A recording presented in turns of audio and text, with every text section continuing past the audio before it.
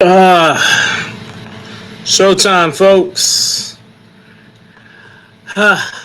This week is not my fault. I know it's Friday, and I know people tend to have other things to do going into their weekend. So I know watching a couple hours of me run my mouth on the recap is kind of tough on a Friday. I blame the coaches. I blame the directors. I could not get a hold of info that I needed. Some people didn't respond at all, and it makes the job very, very hard. So I don't want to just start right into the show, particularly talking shit, but I'm going to. Um, um, Coaches, uh, for as much as you want your players to get their recognition on the show, you gotta be ready to talk to me. There were a couple people that I reached out to here today. More so because I know that regardless of when I get in touch with them, they're going to be ready with their information. But there was a couple. I'm telling you, boy, oh boy, Yuma's on the map, but damn, we can't get a hold of Yuma for information when we need them. But all good there. And man, getting pictures. Look, I've said this before. I will say it again. I believe that every team that finishes in the top 2, 3, you got women there. Send somebody to take a picture. And if you don't have women there, then send that 13th guy off the bench that didn't do a damn thing and let them take the picture and then maybe Photoshop them into it later. I mean that teasingly, but at the same time, somebody should be taking the picture because very tough at times to get a hold of the right people to get people recognized here on the show. But we are here. We got some things to talk about. I'm going to probably move kind of quickly because I do have some stuff to do here this evening. And you'll probably see Junior, Little Dre, come up in here at some point. He's outside playing. He'll come in here. He'll make a lot of noise. That is what he does. But we got a lot to get into today. We got results from GSL States from this past weekend. We're going to look at the bracket for this weekend for the co-ed state championship. We were going to look at the bracket for D&E Worlds, but man, I don't have the time. I'll probably come back and do a little preview on maybe Tuesday. We'll pull up the brackets. We'll look at the teams because I'm sure people were still trying to finalize what's going on. I know that my crazy crew gets underway at about 5 p.m. on Friday. So if you are a fan of the Chino Tropics, Friday, 5 p.m., we will be getting started. Our opponent is yet to be determined. The two teams play at 10 a.m. So a few of us will be getting an early start out at the complex and then probably just stay there and support the other teams. Tropics getting action at about 5 p.m. Feel free to share if you already know what time your team plays. Obviously, you can just drop it right here. And then, of course, the rest of it we'll talk about next week. We'll do a double. We'll probably only do one show next week. We'll talk about that, and we'll talk about the state championship information. So I'll try to get that done early in the week because honestly, I did a show last year from Vegas. The show wasn't bad. The place where we were at, where we got food, where I ended up doing the show from, the food sucked. So, and then the rest of the guys left me and they went to the complex. So I'm doing a show in Vegas by myself in a place where they're like, who the hell is this guy? I'm not doing that this year. So I'll try to get something done Tuesday, Wednesday before I get on the road with my Tropic boys on Thursday.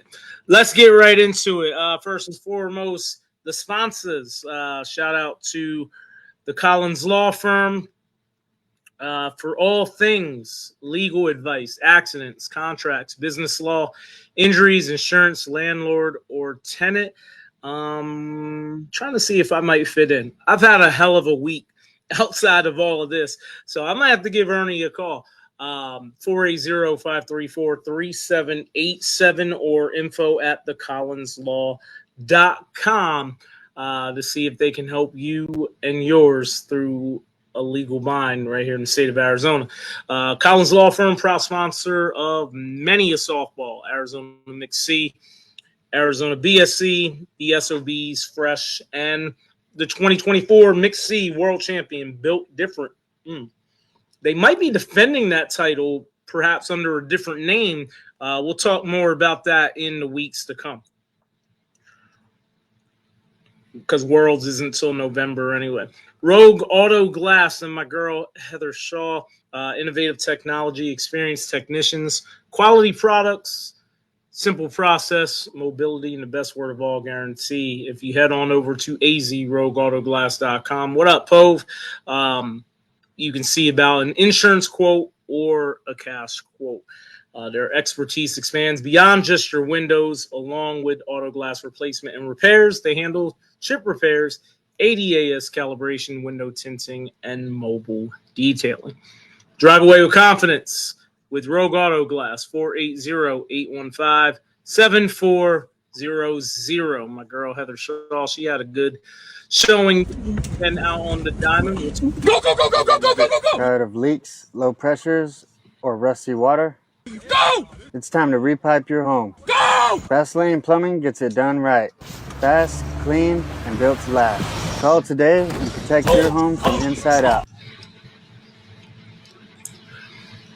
You can't argue with results. They continue to do good things over at Fast Lane Plumbing, living up to their name, fast and reliable plumbing services from Queen Creek to Surprise. Your plumbing needs will be in good hands with their trusted, licensed, and insurance team, combining exceptional customer support, expert consultation, and inquiries on the road to getting the job done right the very first time. Head on over to flplumbingaz.com. Check out the 5-star reviews, and while you're there, request a quote. And if you have additional questions, give them a call at 480-292-6110.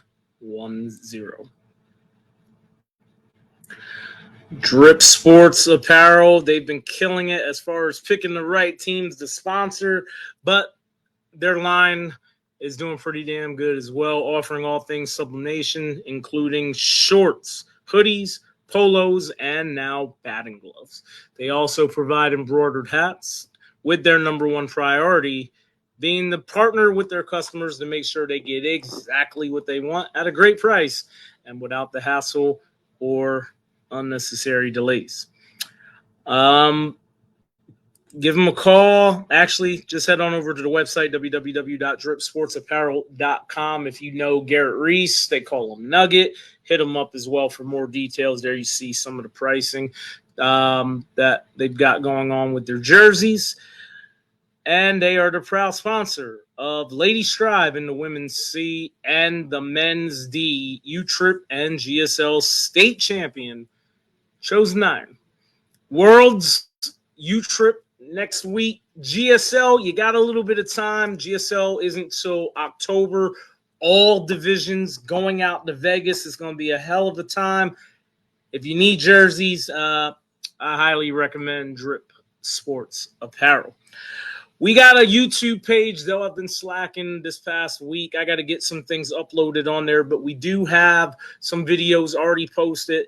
Facebook only holds our live videos and, of course, the recaps for, I believe, 30 days now. So if you don't want to lose out on the content, because I damn sure know I don't want to lose out again, more information will be uploaded on the Facebook page. Roundtable Softball, there you see the YouTube address. Come find me. And again, we'll have more content up. Content from the past couple weeks will get uploaded as well. We talked about it. World's getting underway this week. Next week. Games start on Friday at 8 a.m. We will try to cover Arizona as best we can. I'll be posting results from Sin City as I normally try to do. I don't believe I'll be allowed to live stream. Again, they typically have the bubble. We've gotten lucky before, though, built different. We got to show y'all them winning a world's title last year. Maybe, just maybe, we'll get lucky again this year. But we'll see how Arizona fares in this USSSA format, and again, GSL in October. Speaking of the devil, men's C and E will head out on the same weekend, October 2nd through the 5th. And then the men's D and women's CDE will be October 16th through the 19th. When's the men's B? I don't see the men's B on there. But I talked a little bit with Zach Petroside, and I believe Standard will be making the trip out there. I just don't know which week it'll be. We'll find out. Maybe they'll update their flyer here in the weeks to come. But that's what we're looking at right now. October, right around the corner. And, of course, we'll talk more. I think a lot of you are already aware you can't play for the same tournament. You can't play in two separate divisions, even if it is on separate weeks. Tavo is saying October 6th through the 8th or something like that. So, honestly, that sounds like a typical Tavo answer, something like that. All right, this weekend we got the Mixed State Championship co-ed action getting underway, and it's an all-nighter. We'll look at the brackets in a little bit. I'm kind of sad. I've been advertising for this tournament. I've had it looks like we got plenty more teams than what they've had in co-ed events. They even have a second division out there. I'd like to think I had a little something to do with that. They still aren't using me this weekend. So, I feel used. But everyone out there have a good time. I even put a post up trying to get added to a team. I didn't hear back from anybody. I was late to the party. That's on me because I really thought that I was going to be on the mic, but rough year. Next weekend, secure the bag all-nighter. Men's B, C, D combined with equalizer. Don't ask. I don't know. I won't be here to care. But that's what y'all got going on here next weekend. All roads to the teams playing this weekend. You qualify. You're eligible to play at the Mixed World Championship in October. If you are not playing this weekend, again, the rule has been your team can't go. I don't know how much they honor all that. But AZ Co-Ed State Championship this weekend, not including your boy, Mixed Worlds in November. For that, if the Built Different crew goes, then I might go. I had a good time last year going to see them win the whole thing and hanging out. That was a fun weekend, so I might get back out there this year for that, but you probably won't see me at Victory this weekend. All right. August look ahead. Yeah, we know all of that. The September one's going to be coming up soon. And speaking of September, there is the flyer. The Southwest Women's Championship returns to Arizona September 20th and 21st. All divisions are being advertised. All divisions won't be played, but we probably will have the women's B, C, and D. And I heard that the plastics are coming back. Idaho, where you at? It's going to be a good show. Mid-September, right after my birthday on the 17th, we're going to have some fun for the ladies here in the desert. Can't wait. That was a good one last year. Challenge Cup, I don't think I saw any new names added, but off the top of my head, there definitely was at least one. Again, it's been a very, very busy week, and I got a lot of information late, so my apologies. Shout out to my man, Brett Howard. This is an absolute no surprise. Brett Howard is headed back to the Challenge Cup. He will lead the Arizona men's D team after another stupid year of his leadership with Chosen Iron. Congratulations to Brett and the rest of the names on this list. Plenty of Challenge Cup talk still to come, no doubt. I haven't heard anything from Jill, so I don't know if they fill all 40 spots on this ticket raffle, but get with Jill or Jorge.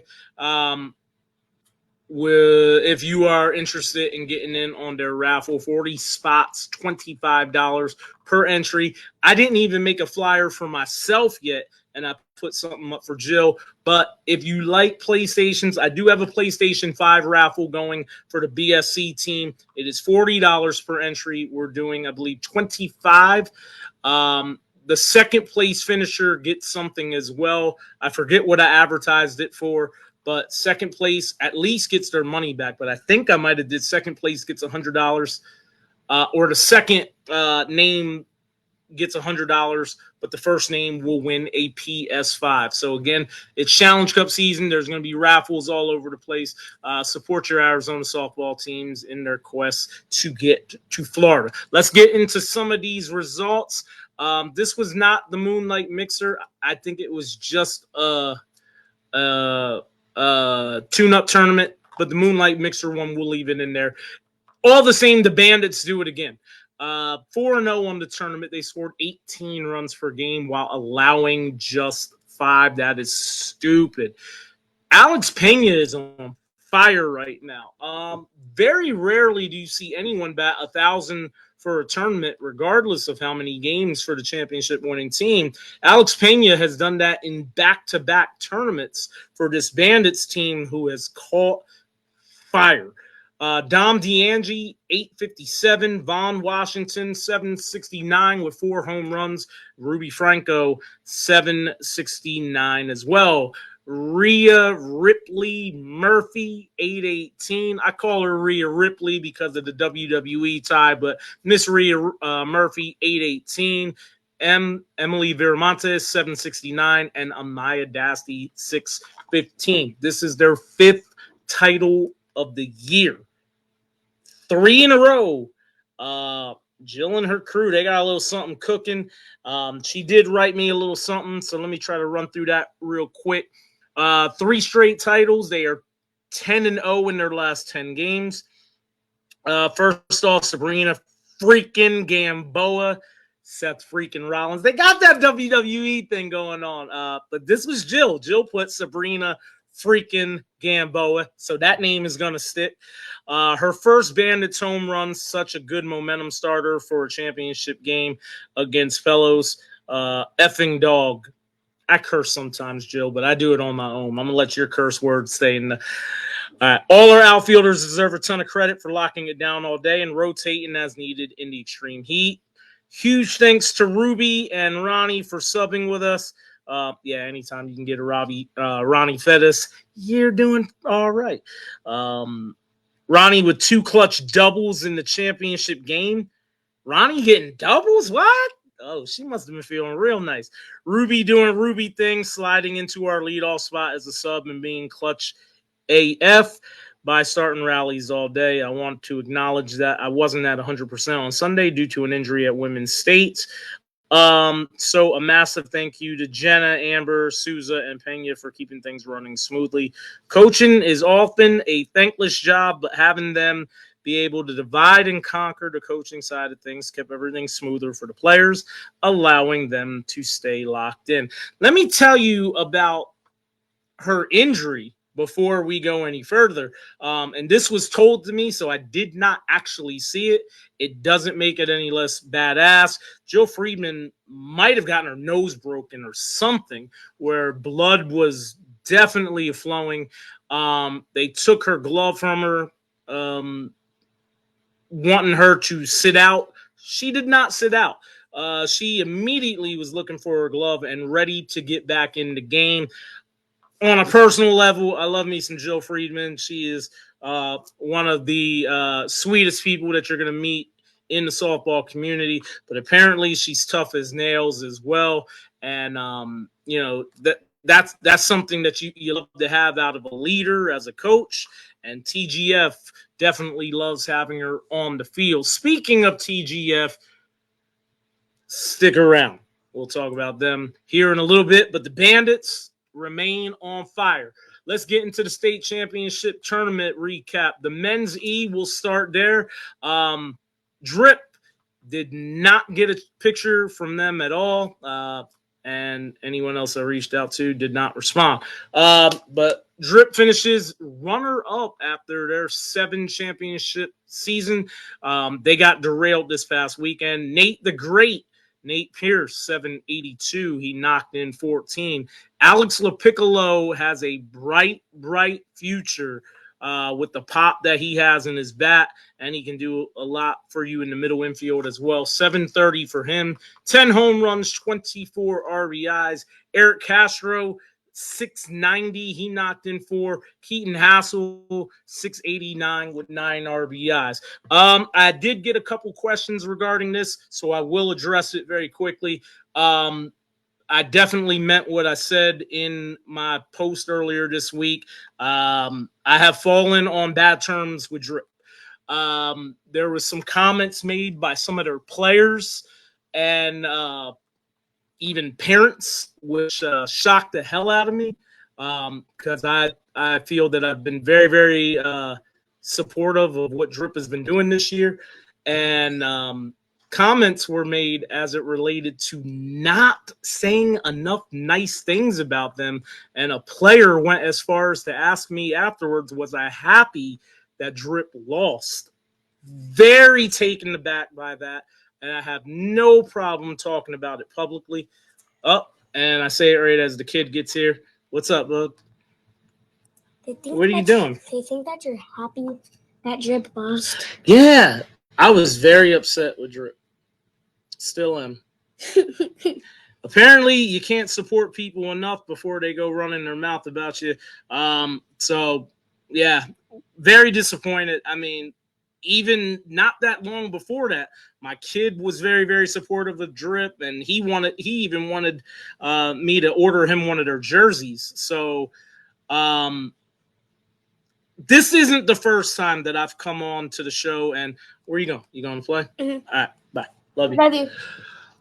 Jinx. Yeah. All right. Close the door. This isn't the first time that I've made reference to having issues with teams, and it's a shame that it even has to get to that point. But considering everything that I try to do, I'm going to tell it how it is. If things are going good with a team, great.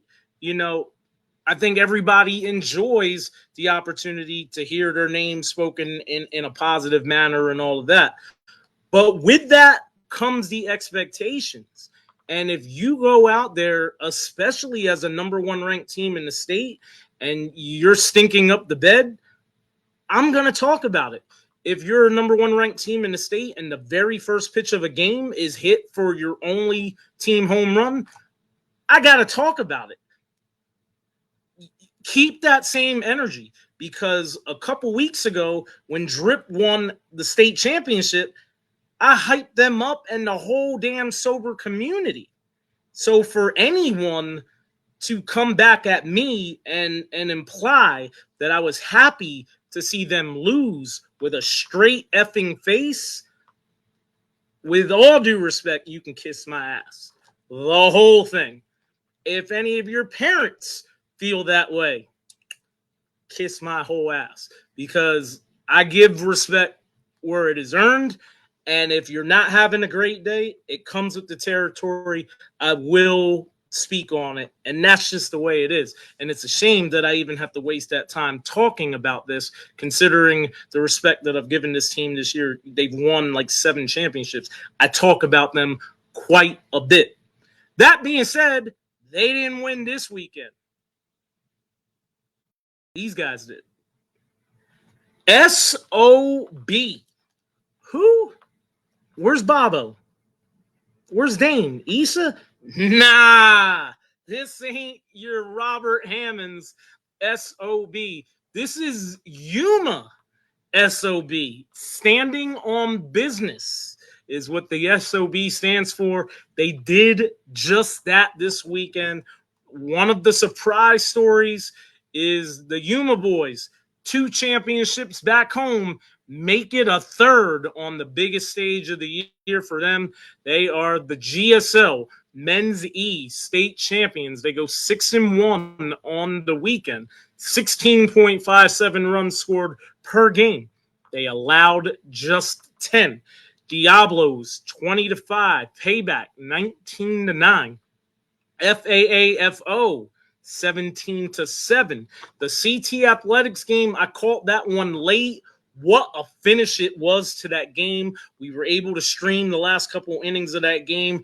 Hell of effort there. Went extra innings. They hit a 2-run homer in the top half. They got a bases loaded ground ball to the mound to finish that game with a double play. They are a very, very intelligent team. We'll come back to that. Drip in the king seat, 14-4. Something got cut off at the bottom there because they did lose the drip 19-14 in the first game of the ship. There was an if game, and apparently I did not crop this correctly, so my apologies. They won the if game to win the state title. It got a little feisty there at the end. End result, winning is winning. And these boys were able to get the job done. Again, surprise, surprise. We know some of the names. There was a couple names that come from family pedigree that we know. Tavo and Charlie spoke very highly about the Yuma talent that was coming in this tournament. They were not wrong. A family affair for the Maganellises. We'll talk about a couple names here in a second, but congratulations to the state champs. Bad news. They did not keep a book. Now, y'all know me. I love me some numbers. No stats for you. Justin Bouts is the real deal. I think anytime that you're a DHH, the expectation is you're about to go off.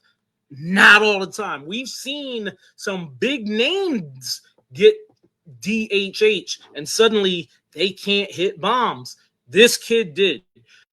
In the last 3 games of this tournament, king seat, both championships games, he hit 10 home runs in 3 games while pitching every single inning. There was a point in one of the games, I believe it was the if game, where and it might have been in the first championship game. He got off to a rough start to the point that they were trying to change pitchers, and he waved it off, essentially asking for one more hitter. He got that hitter and got a bunch of other hitters after that. He went every inning and did the damn thing. Kid is very, very nice on the mound. Middle was closed, but he was getting a piece of a couple of balls, slowing it down enough for the middle infield to make plays, some pretty double plays behind him. And, of course, in that king seat game against CT Athletics, the decision being made against their DHH, Drew Chavez, second and third, 2 down, first base open. They walked the DHH. It might have actually been first and second. The base wasn't open, but they still walked Chavez to get to the next man. And the first pitch back to the box, right at Bouts, able to get that double play and on to the king seat. And the rest is history. SOB, the first state champion out of Yuma in quite some time, if ever. I don't know about the deep, deep part of the record books, but these boys, we know all about them now. Alan Maganellis, if you know that last name, you've probably heard it a time or two from a young man named Leo Maganellis, who has balled out a time or two in his softball days that we've gotten to acknowledge at times. There's even some female Maganellis that's doing some good things. We'll talk about one Miss Sierra Maganellis here in a bit. Add young Allen to the list. Straight away center field. This boy was making some plays, rising up. He took away an IE. I don't know if that was the smartest thing, but it looked damn good on the camera. Going back, coming forward, nice arm. Kid had everything that you want in a 3-man center fielder. He's got the dirt on the jersey to show it. Congratulations to him. Hell of an effort from both of these young men. You could run through the list up and down. SOB was getting a lot of contributions. They had another young man run full speed into a wall. And again, sometimes when you're out there running fast, somebody might be telling you wall or track, and just you can't hear it. He didn't hear it. I forget his name off the top of my head. I think he separated his shoulder. He tried to go back in half inning later. He knew he was done. But a hell of an effort, because he was making some plays before that happened as well. Again, whole team looked very, very good. I wish I knew more of these names off the top of my head, like I know a lot of these teams, but you're just not here enough. That being said, Yuma is still part of the state of Arizona. I'm going to be very, very interested. Manny Duarte, thank you. That kid was a gamer as well, and unfortunate to see the way he got injured. Shout out to Jonathan Duarte as well. Top of the order. That kid was brilliant. Again, these aren't household names yet. Carpool, do what you got to do. We need to see more of these boys because, again, the game was strong. Hustling out of the box on contact. They wanted doubles every time. They played like the Amish. We know more about the Amish teams across the country than we know about Yuma boys. These boys played like the Amish with a little bit of tint to them, if you know what I mean. Shout out to SOB. Can't wait to see more of them. And I can't wait to hear about the conversations, because if the max number is still 3 from a team to go to the Challenge Cup, look, they've played games. They've had tournaments out there in Yuma. They just came here and won a state championship. There's no chance in hell that at least 3 SOB players aren't going to Florida. With respect to the players that are here, and I have not seen these guys all year, as a whole, at least 3 of their guys, well, at most 3 of their guys, because that is the max, they're going to have representation in Florida. Question is, do they want to go? But they've got to be asked. They've got to be asked. Too much talent. Scrap the plans, coaches, because you're going to have to include some boys from Baby Blue Yuma into the mix for Challenge Cup 2025. I mean, I'm trying to get a Yuma guy, to stand on the bump for me. So, we might as well get a few more of them. Congratulations, though, SOB. They are on the map. For real, though. We've talked about them a time or two. We made fun of the team name. You ain't Bobo Hammonds' SOB. But, yeah, these boys, we know them now. Standing on business as your men's E state champions. Hell of a job. Hell of a job from them young men, no doubt. Let's go to the women's BC division. Savage. Ha! It's been a rough year for them. Coming from the women's D division where they tore it up a year ago. But they are finding their footing late in the year. And a second-place finish at the GSL State Championship is not a bad finish as Worlds looms close. Andy Olson is a straight dog every time you get the opportunity to see her. She is that spark plug at the top of the order, 765. Stephanie Castro also at 765. Maite Bustios, good addition. Talked about her last week, and she shows you why, 714. And Kath Irwin, 688 to round out the top 4 for the state runner-ups after winning some rings last season. It is very, very tough in women's BC. I mean, hell, if we really wanted to do it, you could call – I don't know. I want to be careful with how I say this because I don't know if Sick Not Week got bumped the Bs. If they did get bumped the Bs, then you could probably say Savage is your C state champion.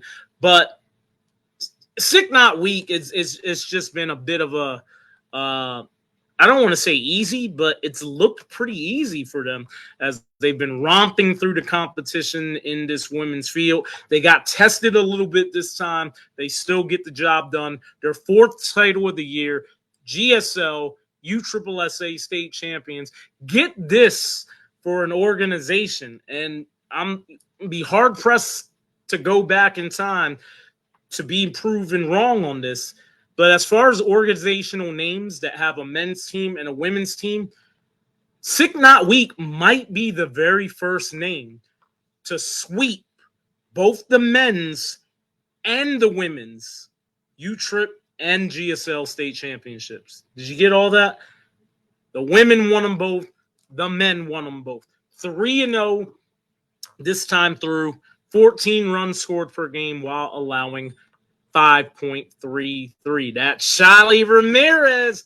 You must stand up once again.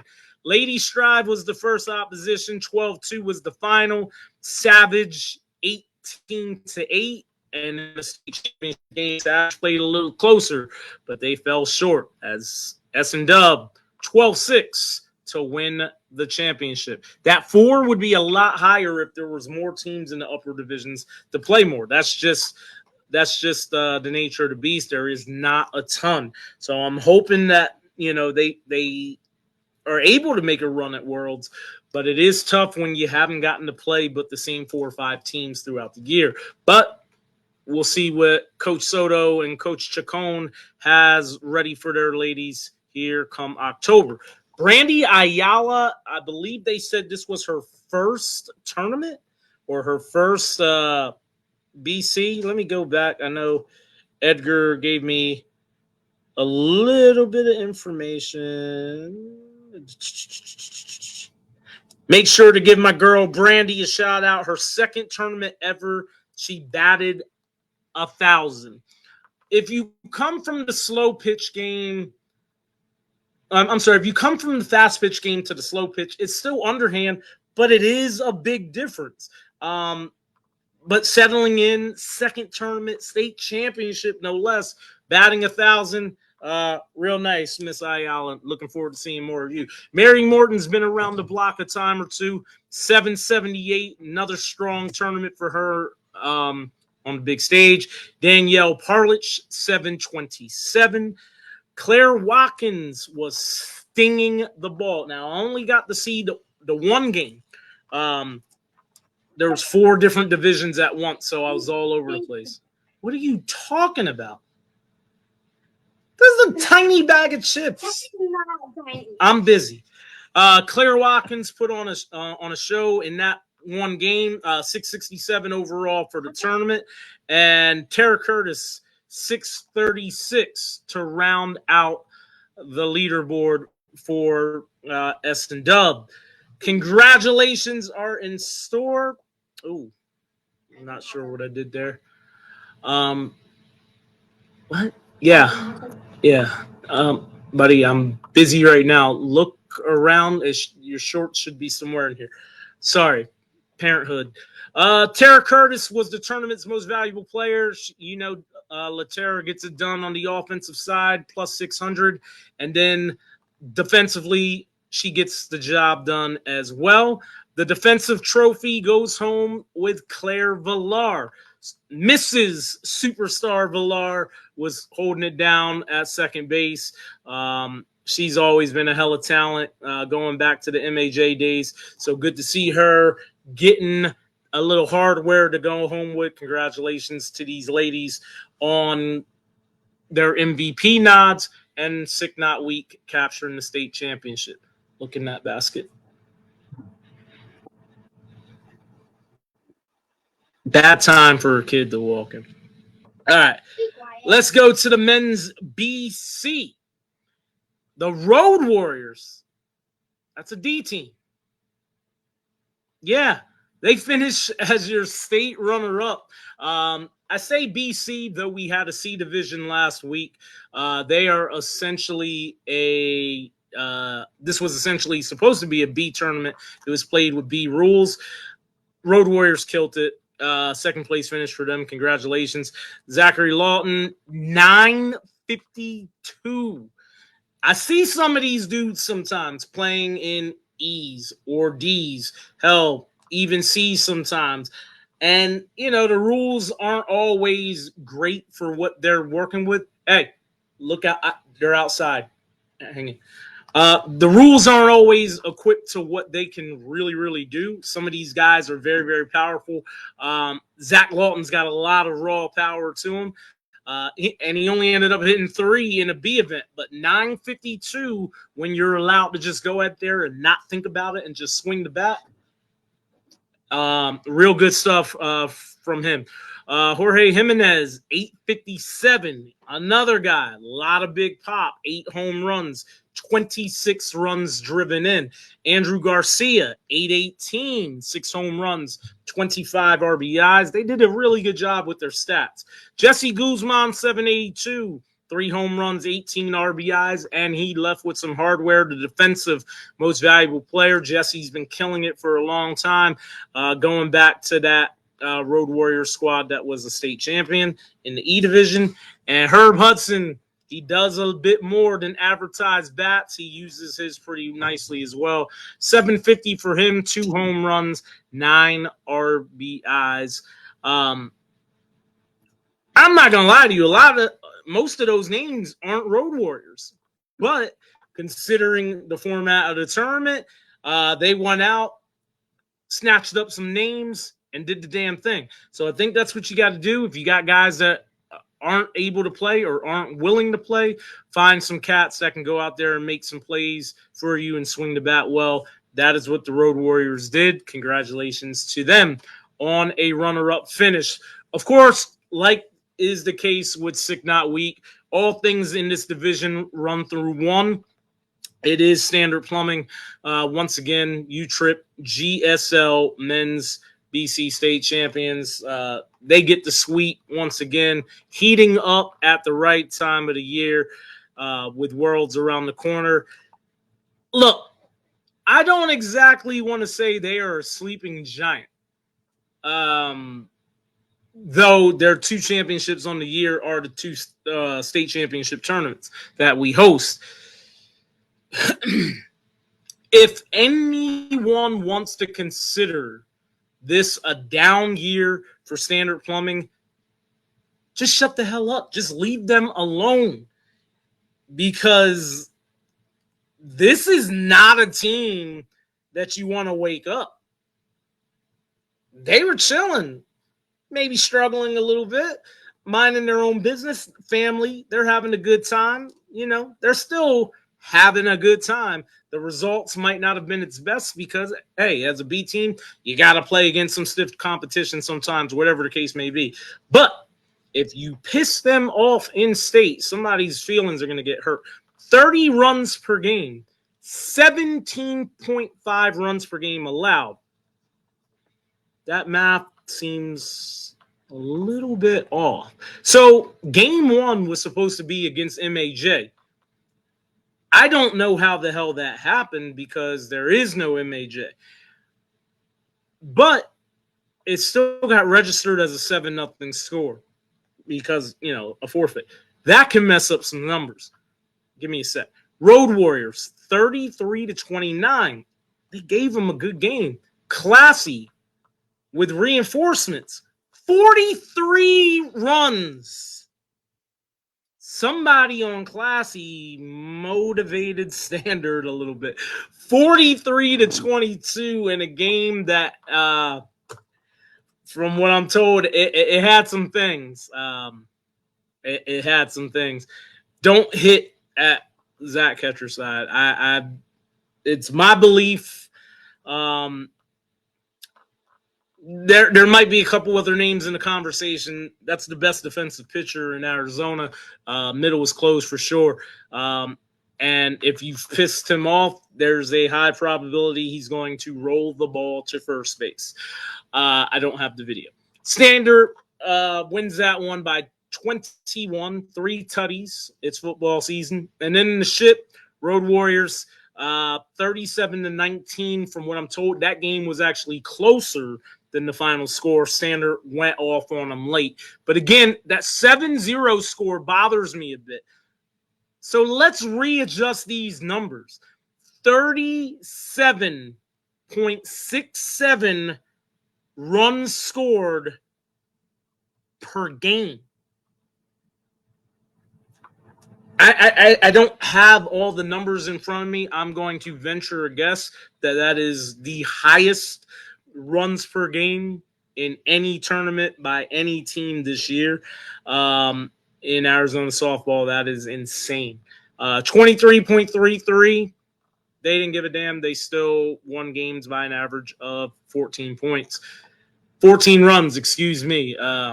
Good God. Yeah. And the numbers were so good, we just put everyone on here. Michael Joseph, after batting 1,000 at UTRIP States, he goes 857 this time.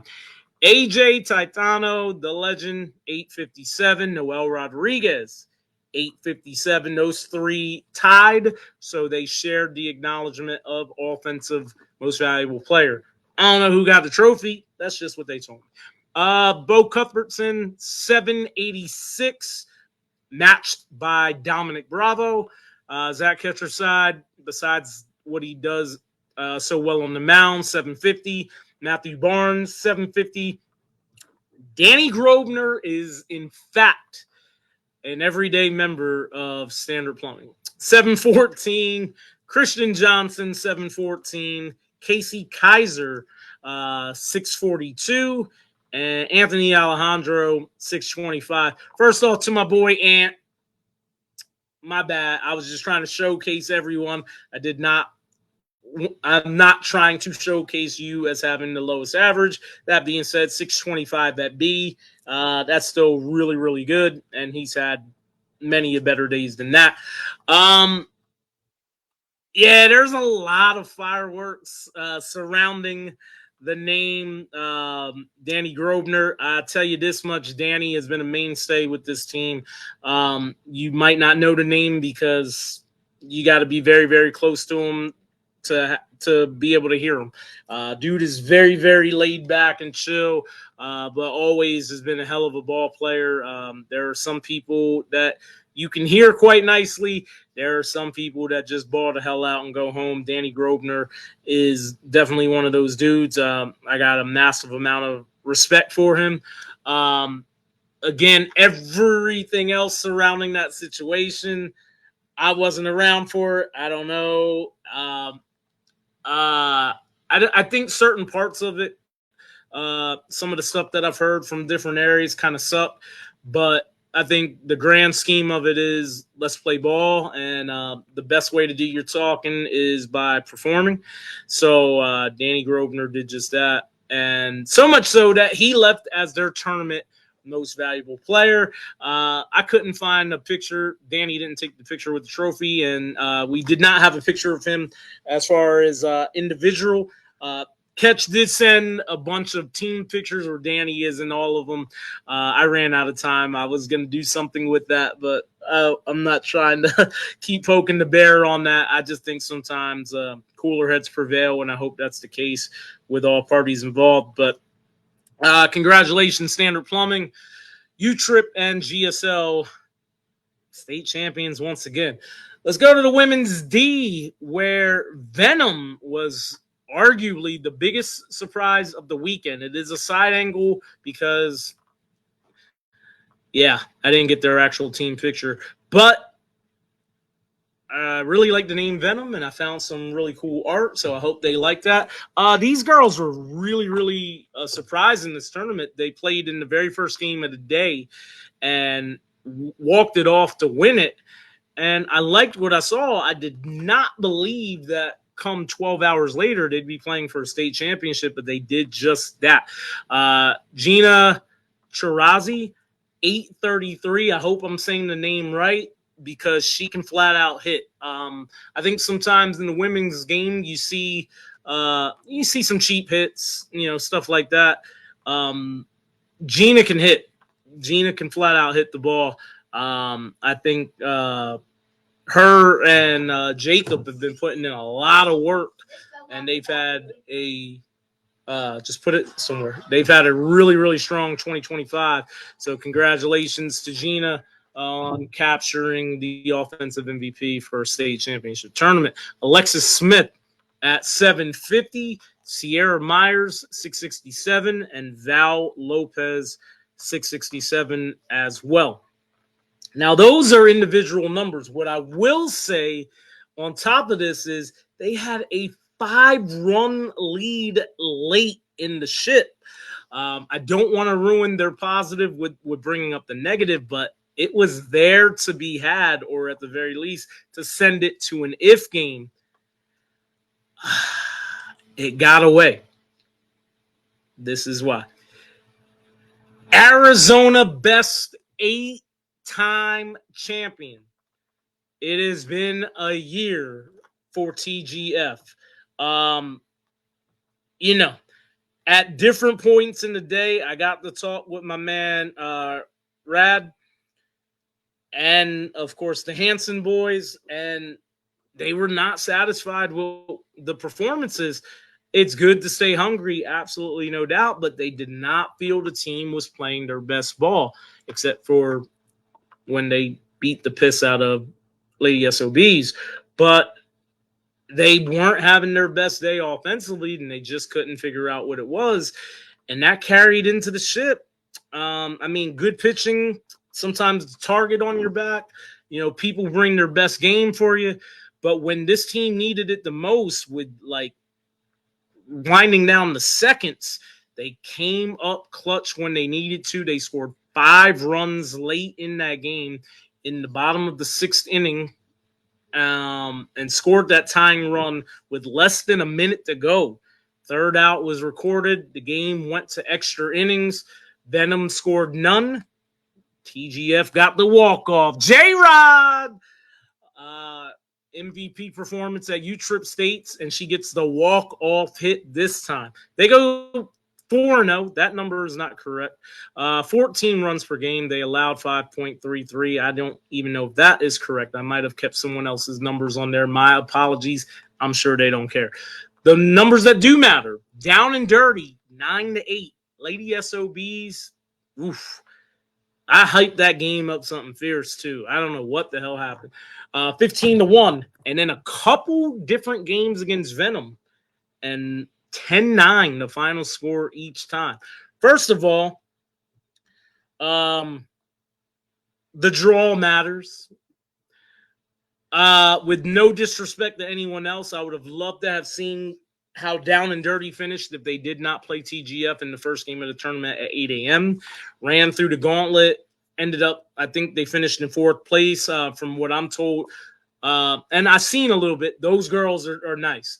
I got to see them last year at GSL Worlds. I was very impressed. They just got a bad draw this year. Again, I don't know how much women's action they have, but this is another product of Yuma. Not getting the opportunity to play as much, so it hurts as far as your points. And it's unfortunate that they came into this thing as the lowest ranked team, and their first game was against the number 1 team in the state. They lose by a single run. So hats off to them. Again, Lady SOBs, I'm gonna stick to the side of positive. I think they've had a good year. I don't know what the hell happened to them this time. They've got some things they need to figure out before Worlds. I talked a little bit with Gunner from Venom. I think this is something that they will need to learn from as coaches. And he took it very, very receptively, which I love, because I think sometimes when you're giving people advice, not everyone wants to hear it. And I respect that too. I think everyone is entitled to run their team the way that they want to do it. It's just sometimes, veterans that have seen more of it, you like to talk a little bit.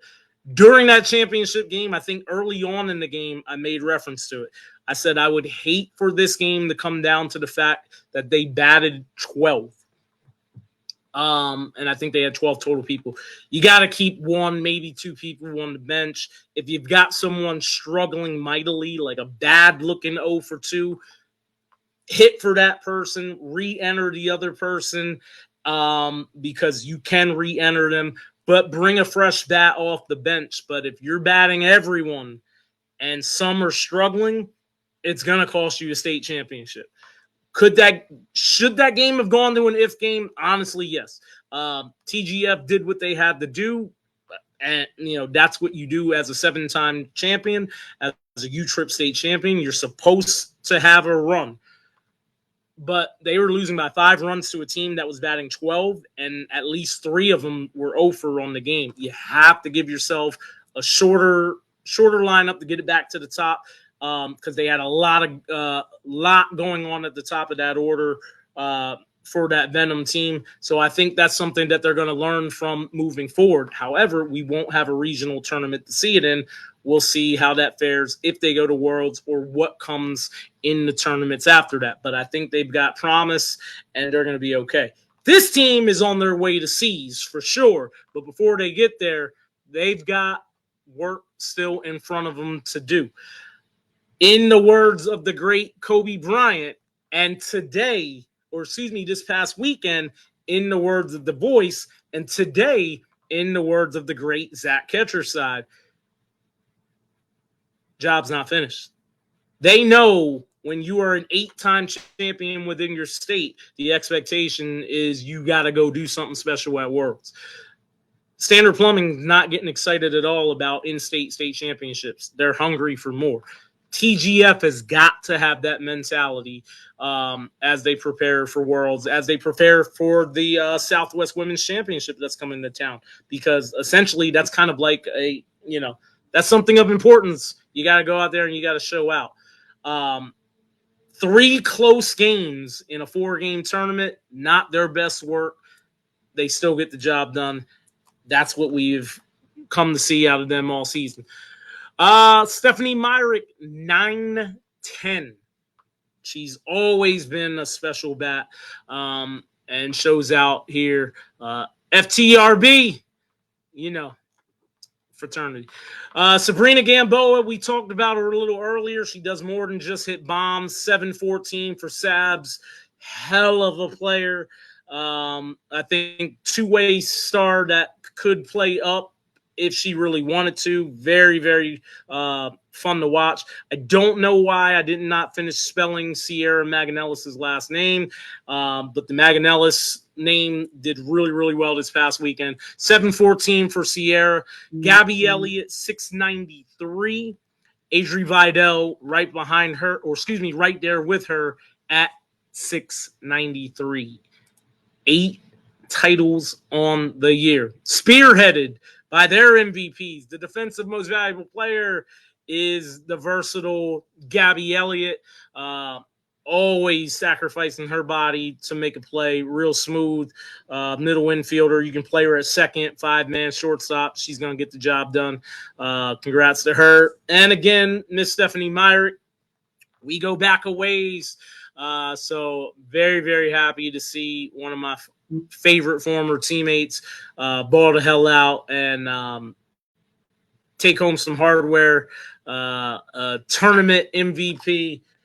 That's been a long time coming. I think my favorite part of the whole weekend was the fact that her family was there, her husband and her son, and they're always on the move because her boy is very, very involved in sports, but they were able to get there at the end of the tournament and get some pictures, which is going to look good on the wall in the Myrick household. State championship rings, everything. Congratulations to both of these ladies. Rad, Cassie, the rest of the crew, a big, not their biggest weekend. I mean, I don't even think we saw Cassie's name on the leaderboard. They still get the job done. They've got so much going on with that team. Of course, the defensive excellence of Mackenzie Dallas. She can do a lot for you up the middle, along with obviously Gabby. But again, the Ronnie Fettis effect. She's having a hell of a year. The last couple of years have been really, really strong. Bounced around a bit. Played with different teams, played with her friends, shined on the mound, didn't get enough offensive support. She had a mindset this year that she wanted to focus on winning. This new team comes together. She was one of the first names on that list, and she's been huge for them all year. So shout out to my girl, Ronnie Fettis. Happy to see you have that success, and for all you ladies to get your flowers. Don't be satisfied. expectations very, very high for y'all with Worlds right around the corner. Bracket time for the co-ed scene. Let's take a look at this. The Mixed B GSL State Championship game at 1:30 a.m. Saturday. The road to get there. Badoosh will take on the Little Dogs. The winner of that game will take on Buddy Ball. And Figa will take on YMAH. And if you don't know what that means, your mom's a hoe.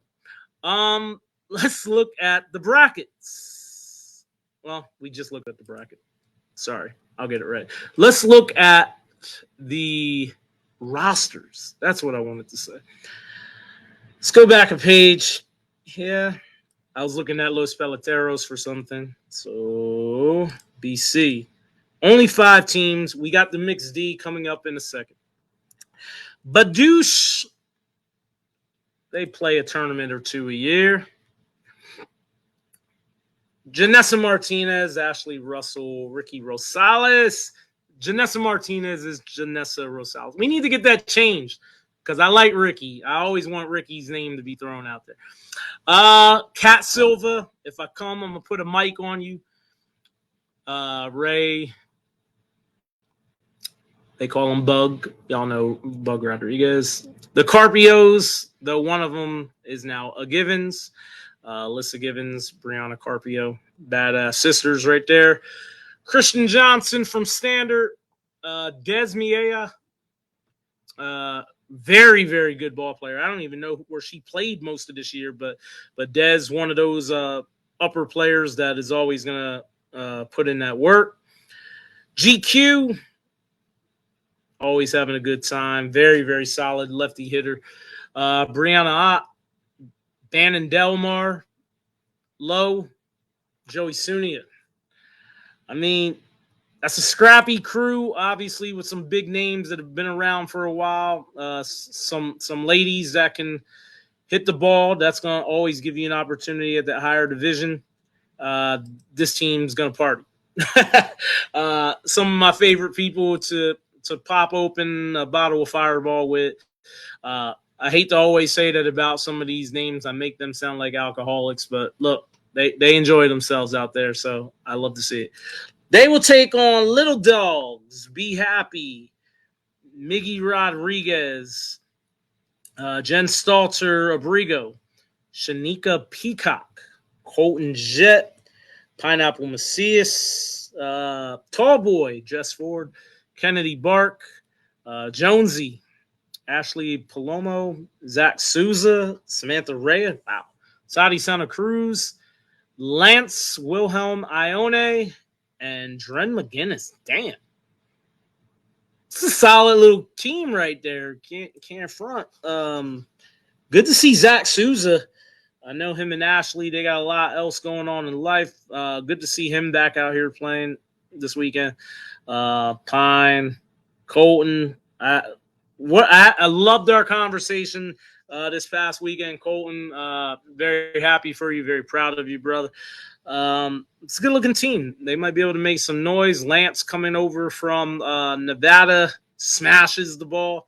And then we've grown accustomed to some of these other names, Samantha Rhea, Dren McGinnis, Jen Abrigo. They got a good squad. Should be a good first-round matchup there for the Little Dogs. The winner will take on Buddy Ball, who's got the only bye in this 5-team field. Cody Dreyer, Chelsea Pineda, Tatum Prechtel, Carly Robeson, Ben Todd, Billy Radke, Rachel Owens, John Romero, Issa Saeed. I just stick with Issa because I'm probably saying his name. Amanda Berger. Where's Amanda Berger been? Wow, I know she's got a big-time job. But, yeah, I don't think we saw her in the States at all. Hella talent. Kyle Horvath, Urs, Ronnie Fettis, Tim Smith, Kenny Maynard, Sean Graff, Dame Dalla, Brandon Sanchez, Tara Curtis, Justin Newhart. Sound familiar?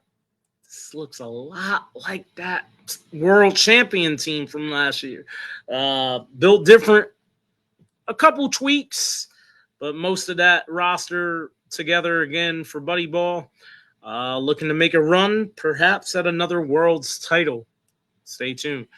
YMAH, you see a lot of 0-0 because there hasn't been a mixed B all year.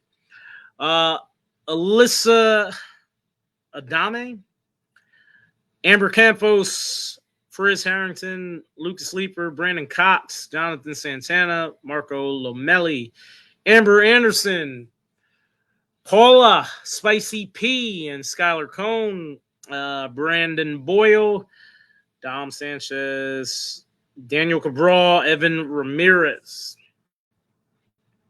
Okay, solid crew. I think at this division, most of it, a lot of names that we're familiar with. Good looking squad there. Figa rounds out the mixed BC field with Bobby Doherty, KG, Tyler Jackson, Colton Zeeby, Maddie Meraki, Shane Jackson, Kendra Jackson, Morgan Zeeby, Amber Harding, M. Tour, Samantha Collins, and Derek Meraki. So no more Samantha Collins with the Built Different crew. That stands out. A lot of couples. I think this team, this couples team, they're gonna go have a good time. But I think I said something similar to that last year, and I think they ended up in the ship or third place, something solid. So we'll see how that fares out. But 5-team field, a division we haven't had all year. But as long as you play states, you can go to Worlds. So we'll see how that goes. But that is the 5 in the mixed BC field. As we bring you back to bracketology, let's go to the mixed D. 4 a.m. Again, this is an all-nighter this weekend. Let's take a look. Nothing Personal versus the Bangers, with the winner taking on the Bandits. This is an example of why I hate the computer, and we'll come back to it. Genesis versus HF, Living Hungry. Stroke It versus Team Forfeit. Misfits versus Creep Squad. Has-Beens will take on Los Pinche Travesos. Chaos versus FSU, and Los Peloteros versus Los Travesos. There's 2 different teams that primarily call themselves Los Travesos. That's interesting. All right, let's go look at the brackets and let's talk about some things. First of all, I'm not happy with the computer. I'm going to show you why. I'm going to come back to that. I'm going to do it now. All right. Nothing personal, but we're looking past nothing personal. Let's go look at them. 10-20 on the year. I typically don't look at the sub 500s, but there's not a ton of co-ed teams, so get your shine. Caitlin Frost, Diamond Rules, Trevin Sims, Arturo Turan, Samantha Ortega, Sierra Jimenez, Anthony Cellini, Duncan Eagles, Bailey Hyde, Selena Villasana, David Cano, Mike Jolly, Toby Schovacker, Paco Espinoza, Gabe Calzada, Kim Steinhardt, Taylor Webster, Frank Alejandro, Zach Cellini, and Unique Alejandro. That is 20 people. 10-20 on the year. Third place, 5th. See how it works out. 20 people. Find a way to shrink that down to 10. Watch this. Bangers are 13-2. Now, the computer does things based on the points ranking, I believe. And even if they don't, I believe that they do. Here's the problem. Keep this in mind. They show here as the number 1 ranked team in the state and the number 1 ranked team in the country. They have played only 3 tournaments, though. Why? Because of the stupidity that comes with 2-day tournaments that affects the men being able to play co-ed ball. They opt to leave it alone. We'll show up when we want to, and then we're going to whip your ass. 2 titles and a second place performance at one of the warm-up tournaments, whatever the case may be. They're 13-2. Tammy Carter, Alex Dusenberry. I've never heard that name ever. I don't know Alex Dusenberry, but he's probably really good if he's on this team. Ruby Franco, what a coming out party year that young man is at. Tiller Frank, Jose Mata, Christina Moore, Smalls, Morgan Nelson. Very, very up and coming women's talent right there. If this is the first you're hearing the name Morgan Nelson, I promise you it won't be the last. Ruby Russell, Chance Thomas, Allison Van Hecklem, Aiden Vasquez, Adri Vidal, Nick Wallace, Heather Shaw, Chase Babcock, Jahan, Sierra Rodriguez. I'm be honest with you, there's a lot of different names than what I'm used to seeing with this Bangers team. They show up and they win to the point that they are ranked number 1 computer-wise. Here's the problem with that. You win that first game and you are playing against the on-field number 1. 50-23 number 1. 5-time champion 3 times in a row number 1. Let me go back. I mean, this bugs me so much, and I'm always going to talk about it. And I wish that certain parts of bracket making involved a number 2 pencil with that thing on the end. It's called an eraser, or the backspace button on the. They should be on separate halves of the bracket. This is ridiculous that one of those 2 teams who are easily ranking versus on-field play, the top 2 teams in the state, should not be playing at 7:15 p.m. in an all-night tournament. That should not happen at all. To me, that is crazy, because one of them is going to have to run a gauntlet, and I very well believe that they can get back to the ship, with no disrespect to the rest of the rosters as we look at it. This is pure stupidity that they are playing in the same half of the bracket, let alone the Bandits' first game of the whole tournament against the number 1 computer-ranked team in the country. That's insane to me. Bandits look like this: Luis Carraza, Luke Curry, Devin Fowler, Sabrina Gamboa, Rhea Murphy, J-Rod, Salvador Rodriguez, Amber Smith, Danielle Souza, Emily Viramontes, Megan Viramontes, Marley Piper, Dom Richards, Amaya Dasty, Jen Holland, Alex Pena, he doesn't make outs, Vaughn Washington, Tilly, Xavier Conke, and Coach Frieden. Yeah, the 7:15 matchup just makes no sense to me. But again, that's what they're working with. A 50-win co-ed team. What a year that they've had, including their last 10. And even so, they're probably the underdog going into their first game. And again, to me, that's just very unfortunate. Let me go back here for a sec. Or actually, it'll be easier to look at the Bangers, and we'll show you why, because I'm sure that have they met each other yet this year? Right there. Bandits. Bangers 22-15. Again, 15-10. 21-14. So they're the number 1 ranked team as far as my rankings. They're a division best 5-time champion. They've won 3 straight. And their first game is going to be against a team that they have not beaten this year. That's that. Genesis 14-15. Lauren Berg, Alex Brown, Jack Clark, Keaton Hassel, Devi Meha, Jules Salazar, Jen Tilly, Amber Deason, Miranda Hershey, Angel Montoya, Ben Ochoa, Michaela Johnson, Steve Carter, Cristobal,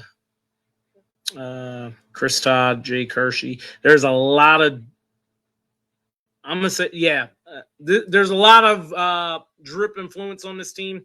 So I won't say anything bad because too many people getting their feelings. HF 7-11.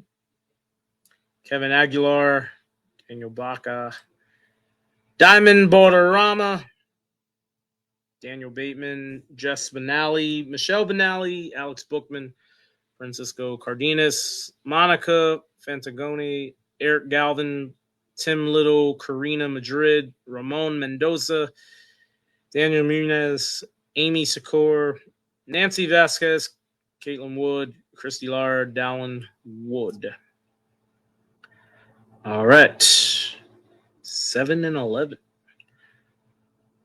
Stroke it. This could be a competitive team, but even they are in the top half of the bracket, 13-19. So we're seeing a lot of sub 500 teams besides the big two. I think there's a couple at the bottom that start with Los that have won some games this year. Adam Benitez, Mia Kuhn.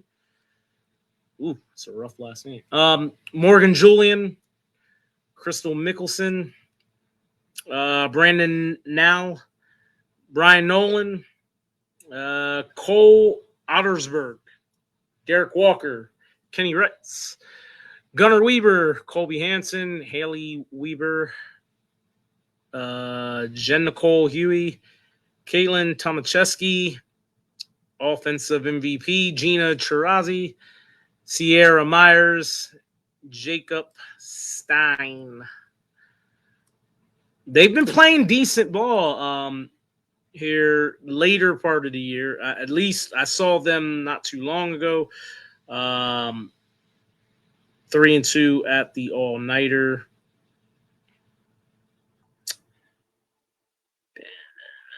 I wonder why this was a 7-0. 24-6. Maybe these big numbers are a result. Oh, no, I think there was a forfeit at the end of that tournament. Okay. All right. Team forfeit. 4-5. Another sub 500 team. Antonio Acosta, Kelsey Cobb, Anthony Garcia, Mitchell Haney, Albert Lizarraga, Kara Patterson, Caleb Robinson, Krista Ramirez, Vi Palacios, LJ Clay, Jalander Harris, Kyle Patterson, Cassandra Oberon, and Mary Ramirez. All right. Rain out. Gotcha. Rain pit. Whatever. Sounds good too. Misfits. 14-17. Wow, even they're sub 500 on the year. Corbin Adams, Brett Baer, Anthony Garan, Jace Montgomery, Jonathan. Yeah, I'm not going to try it. We'll figure it out before the Challenge Cup. Amy Richards, Dylan Friery, Amanda Rydell, Chase Sini, Chloe Santini, DT. Good to see David Thomas back. Mark Jacobo, TJ Nolan, Rebecca Abagan, Johnny Wheeler, Rachel Glodowski, Vanessa Martinez, Alexis Gonzalez. Their best finish of the year, we're looking at a third place here in June, 4th, 7th. Some work to do.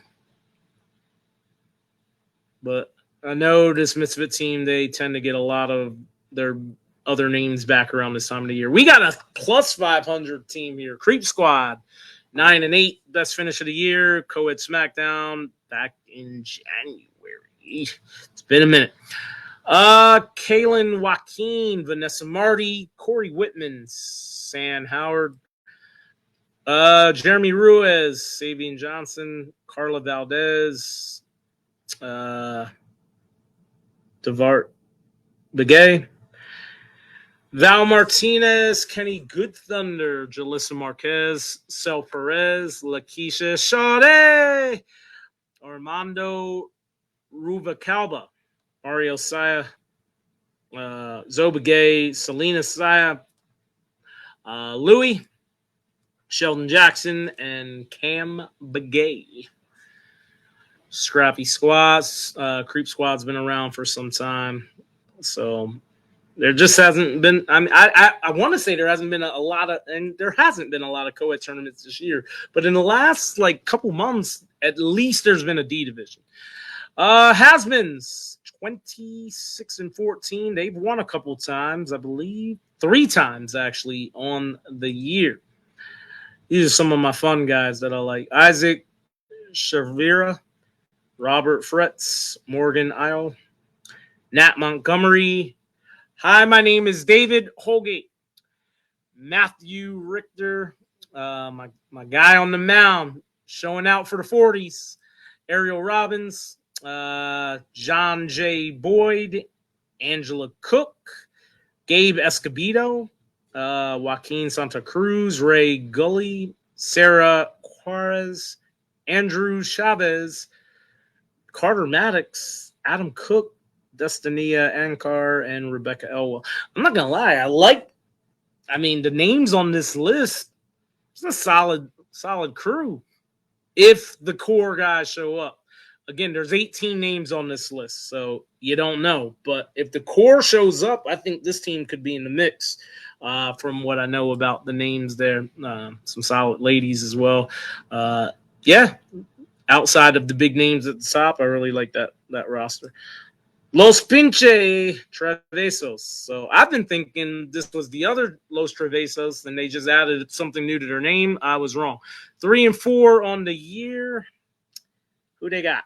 Samantha Fernandez, Miguel Sullivan, Emily Baldastro, Julia Morales, Jolene Valdez, Alana Van Dor, Natalie Martinez, Omar Moreno, Ivana Bustamante, Brandon Tafoya, Nate Navarro, Ethan Tafoya, Natalia Valarta, Cody Booth. I like reading these rosters to work on my I don't know where else going with that. Let's keep going. Chaos. 11-17. Depending on who the umpire is, Chaos has a chance. Angela Banks, Nicholas Galarza, Mauricio Garcia, Alyssa Martin, Isabel McCloskey, Sierra Mendoza, Taylor Schul, Shaylee Alvarado, Lisa Young, Nicholas Galarza, Dominic Sable, Isabella Gallo, Jordan, Ashley, Matthew Harvey. Okay, maybe not. Because the game that I saw in that one tournament, they had Jace Montgomery hitting grand slams for them. I'm still bitter about that game. It's been a while now, but good God, that was umpiring. FSU 8-18. Yikes. All right. Does it get better? Desiree Alvarez, Alyssa Barrera, Jordan Calzada, Kayla Martinez, Regina Matuz, Marissa Rivera, Victor Sanchez, Mario Verduzco, Jesse Sanchez, Aram Rohi, Anthony Barella, Destiny Pena, Monica Rodriguez, Ruben Pena, Mark Stamper, Benavidi. All right. Kenyani Benavidi, and Michaela Rodriguez. Okay. Rhino, yeah, bitter as well. That was terrible. Terrible. We should have dog walked it. Man, I would love to. Let me shut up. This is the real Los Peloteros. 47-17. But in the last 4 tournaments, they've got 3 runner-up finishes. So what they had early in the year has been caught. Still, they are a 5-time champion as well. The conversation, what have you done for me lately? It's been very, very in the opposite opposite direction of where they have been as far as they have given way to the Bandits at the top of the division. How's it look coming this weekend? Connor Gardner, PJ Guillen, Zach Lawton, Aaron damn. All right, first 4 names on this list. They got some ballers. Aaron Moya, Danielle Farlich, Ivan Rojas, Autumn Valley, Michael Wagner, Bree Rodriguez, Jess Mercado, Jorge Jimenez, Jerry Montillo, Marissa Peraza, Katia Sandoval, Brandy Peterson, damn, Carissa Allen, Cassie Ross, Haley Karate, and J.C. Dyer. Holy shit. All right, for a D team,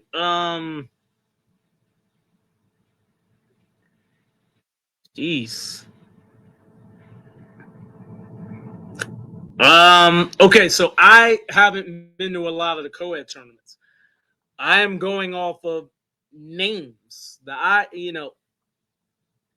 could be the strongest roster I've seen. If look, man, like if Michael Wagner, that is a squad right there. They got to get full production from their ladies. I'm going to just talk about the ladies because the guys, they are loaded. But Danielle Parlich from Sick Not Weak. I haven't seen this Bree Rodriguez in a little bit. But when I first saw her, I'm pretty sure that's the young lady that moved here from out of state, and she is a fantastic infielder. I've seen Katia's game before, Brandy Peterson, tons of success with Lady Strive. Obviously, Cassie Rossing is one of the most popular women's names in the state. But JC, Jorge, Michael, Aaron, Zach, PJ, somebody's got to sit the bench. That's a damn good team right there. Wow. Los Peloteros is going to be in the mix, and they're away from the big names at the top. So they might get an easier run. But then again, Los Travesos has been, okay, maybe not, 1-2. What am I thinking about? Where am I wrong in this? Because I thought Los Travesos played more this year. But 1-2. Okay. I'm gonna give some predictions of a sort in a sec. David Anaya, Brittany Garcia, Crystal Garcia, Ray Leon, Mariana Martinez, Brittany Poe, Marcela Romero, Aaron Gordon, Colton Ben Teague, Devin Ketterling, Bobby O, Jorge Acuna, Samantha Tamburo, Carlos Calantes, Alyssa Card, Megan Larrabee, Brandon Uphouse. Okay, so this is a lot of Tucson flair and Devin Ketterling, Bobby O. But again, when you put a guy like Bobby O on the mound, he definitely gives this team an opportunity. But they have not played much at all. But again, there's some solid ball players, so I don't know how much they're playing out there, and I don't know a lot about their women. What I do know is they haven't played as a team name since March 30th, and they lost to Nothing Personal back then. The roster probably has some upgrades to it. On paper, from what I just saw, I don't know, man. I think Peloteros is a very tough out.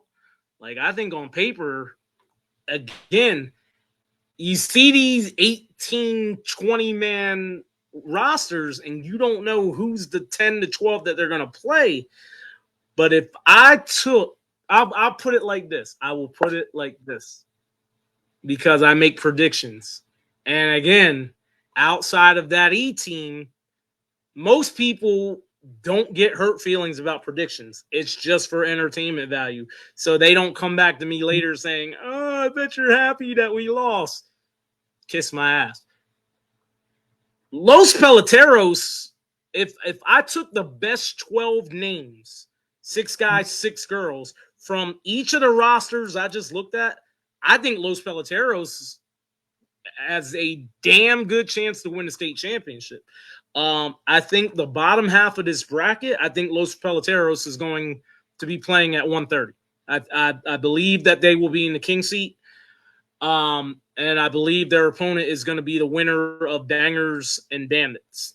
And again, no hurt feelings. It's just for entertainment. You still got to go play the game. Chris Berman, the great Chris Berman, ESPN. That is why they play the game. Whatever. Bandits, Bangers, Los Peloteros, for my money, the three best rosters that I just looked at. But if it is not Bangers or Bandits in the final three, it's because they're going to run out of gas running that all-night gauntlet because of that first game at 7:15. Craziness to me. If Los Peloteros is not in the top three, if they are not in the king seat, I give up on co-ed softball because roster-wise, there's no reason at all. I just don't see it. Again, no disrespect. It's just part of the game to make predictions. I don't see anyone beating them in this bottom half. And I think because of how fresh they will be, by the time they get to 130, they've got a real advantage to some. Now, on the flip side, there could be challenges up here that make the team that comes out of the top half look like they are the more battle-tested team, and they'll be ready for the challenge, and they'll come out firing, whereas there could be a hint of a letdown with Los Peloteros if they have an easy run through the bottom half of this bracket. It's going to be very, very interesting, but again, I've gotten to see what the Bandits can do. I really, really like what that team is made of, the makeup. The guys are good.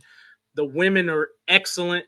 Again, the computer, it does what it does. You're playing against a Bandits team that is considered the number one ranked computer team in the state. I think it's a very, very tough draw, but I think it plays into the favor of Los Peloteros down there on the bottom. I do this show. This is fun for me. And that might be... Oh, let's go back. The top fours from states. My apologies. This slide should have been a little bit earlier. But in the men's E, SOB, your champion, Drip finished in second. CT Athletics in third. And Full Send, good run out of them. A surprise into the top four. In the women's D, Down and Dirty finished in fourth place. Unladylike in third. Venom, another surprise on the weekend. And second, TGF is an 8-time champion. The men's BC, BCO finished in fourth.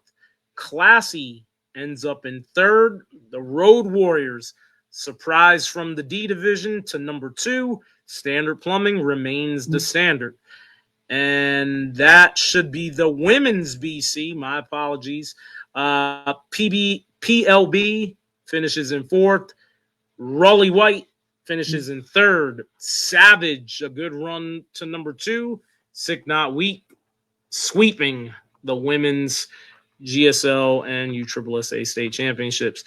Shout out again to everyone in Yuma. The view. Let me tell you what. In the years that I've been doing this and all that good stuff, when was this tournament? It was Sunday, Saturday and Sunday. The men's E state championship was Sunday. We are on Friday. I have over 5,000 views. For what I do here, that's a high number. And we've gotten there before in numbers. I think we've had one in the 6,000s, and I don't know if there's ever been a show or a game in the 7s. But for an E Division state championship game in the first week to have over 5,000 views, that's really good for the E game. And again, shout out to everyone out there in Yuma tuning in to support. Your guys made the long trip out here and got the job done. I'm happy with the number because I'm a numbers guy, but I'm very happy with the product that was on the field. Even though I am pissed off at Drip, they are a talented crew. Home run usage caught them in the end, and I think sometimes when you get an out-of-town foe that you're not as familiar with, they can bite you in the ass sometimes. And that's the thing that I was talking to Rad about. I think that's a big message for TGF, especially if they are scuffling a little bit offensively. The Sick Not Weak ladies, they know about it. Standard, they definitely know about it.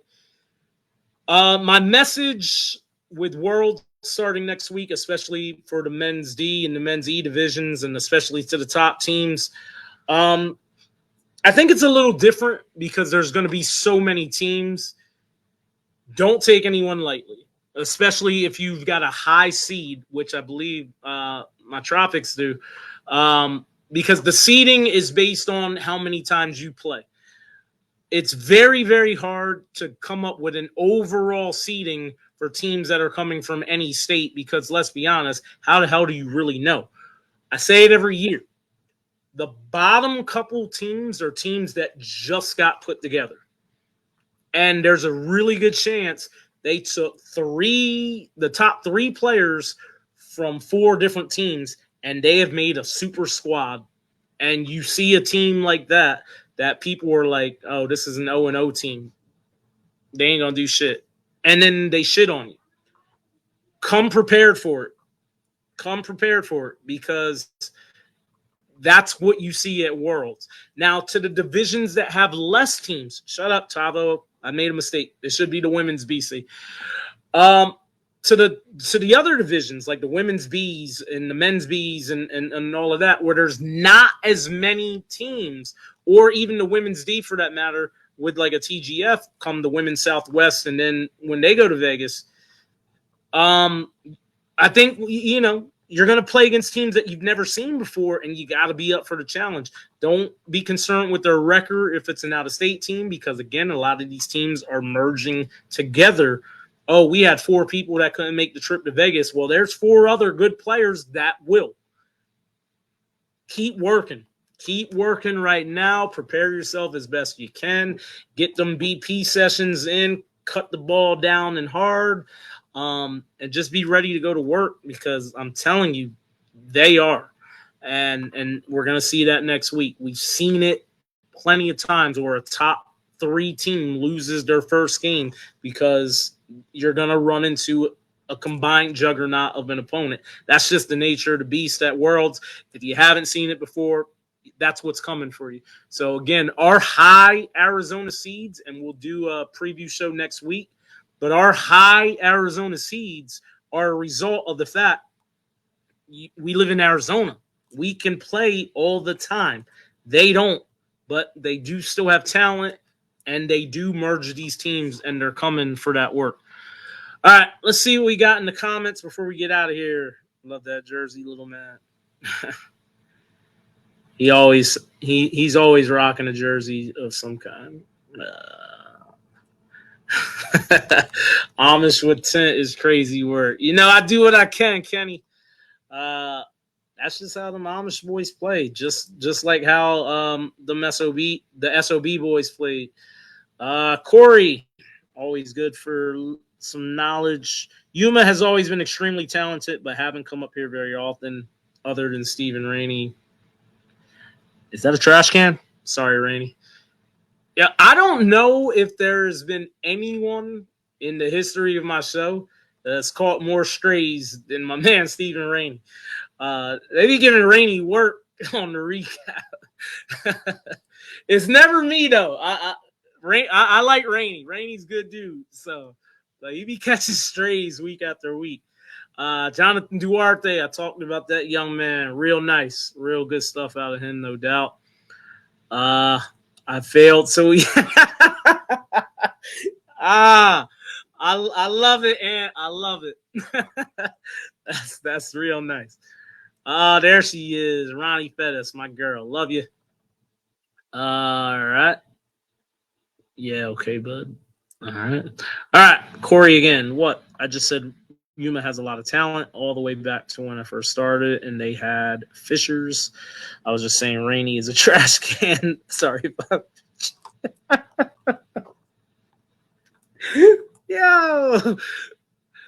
Shout out Stephen Rainey from the state champion Sick Not Weak men's team. Man. Why they be doing you like that, though? Antonio, y'all should have room for me, dog. You know I'm nice. All right. The issue was there was no commas, but I know what you meant. Where? I don't know. If I catch strays, it tends to be from the Ramirez family anymore, so can't even compliment a whole town without getting yelled at. Yuma has always been. All right. Matty Richter, it's a rain pit. Yeah, rain pit. That's a new thing around here. What he meant was it's a rain out. Rhino is still bitter. That team sucked. Colin. Yeah, if Chosen wins their first game and that Olympic Club team wins their first, it's a second round matchup of great teams. Very, very true. Olympic Club, very always a talented crew. 25-8, and 2 of those losses are to BCO and Chosen. Yeah, Olympic Club, tough opponent. That should be an interesting one for sure if y'all get to that point. I'll be checking on y'all, no doubt. Y'all got my man Logan Hughes going out there with Chosen Iron. I think that's a hell of a pickup. I already talked with Brett. Great pickup. Really, really like Logan Hughes. Good to see him coming out to play this week. He's 22 with a 40-year-old body. That's why. All right, we'll leave it at that. Shout out, kid. All right, 1 hour. 46 and a half minutes. Not too bad. I didn't make too many mistakes, though. That should say women's on the screen. So I suck at life. Again, everyone traveling next week. Safe travels to Vegas. I will see you there. Again, as I always like to encourage, please do what you can to watch a couple games besides your own on that first day. I know it's Vegas. I know everybody wants to do other things, but let's meet up on Fremont Street on Thursday night. The first night before the tournament is always a good time. Arizona, we do our thing on Fremont Street. Friday, try to support some Arizona teams besides just your own. It's a really good feeling to have people supporting you from the stands at Worlds. So let's try to do the best we can to look at some brackets and go support some Arizona teams. If you're around 5 p.m., come check the Tropics out. We'll be in action. And like I said, I'll be at the complex first thing in the morning. So you know me, I'm going to be bouncing around supporting Arizona softball. We will go live Tuesday, maybe Wednesday. And I will pull up the brackets for Vegas. We'll let everybody know. If you don't look before then, we'll let everybody know what time your favorite Arizona teams in the men's D and the men's E divisions will be in action for USSSA Worlds. Again, that is next weekend. I got to go Friday night, and it ain't my weekend. I got to get this kid home. You come say hi to the people? I don't know why they like you. Mm-hmm. All right. Yeah, he was fixing to choke me. All right, y'all. We appreciate the hell out of y'all for spending your time with me on a Friday. Again, apologies for it not being Wednesday or Thursday, but coaches suck, and always have someone come out and take some pictures. That way you can get it to me. And keep a book, okay? SOB. Hey, Tavo, can we get score books out there in Yuma? Now, granted, I will say this. The U-Trip team was out of score books this weekend, so I will give them a slight pass. but don't show up to our tournaments without a scorebook anymore. All right, Jonathan Duarte, Justin Bouts, y'all better keep a scorebook next time. I need to hear that Justin Bouts batted 800 with 15 home runs and 37 RBIs. Just kidding. Those are Mikey Paulus numbers. I gotta get out of here. Appreciate the hell out of y'all. Enjoy the rest of your weekend. We gotta go.